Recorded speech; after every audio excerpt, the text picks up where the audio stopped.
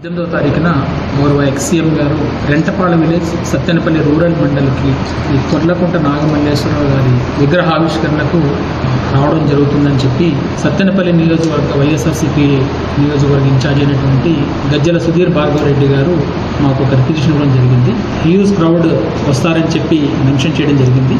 ఎంతమంది రావడానికి ఆస్కారం ఉంది, అక్కడ ఏ విధమైనటువంటి క్రౌడ్ ప్లానింగ్ చేస్తున్నారు, ఎన్ని వెహికల్స్ వచ్చే అవకాశం ఉంది, ఇటువంటి డీటెయిల్స్ అన్నీ కూడా అడగడం జరిగింది. వాటికి సంబంధించి ఇప్పటికి ఇంకా మాకు ఎటువంటి సమాచారం వాటి నుంచి రాలేదు. సో అంతమంది క్రౌడ్ వస్తే ఈ ప్రోగ్రామ్ని ఆర్గనైజ్ చేయడం అనేటువంటిది చాలా ఇబ్బందితో కూడుకున్నది.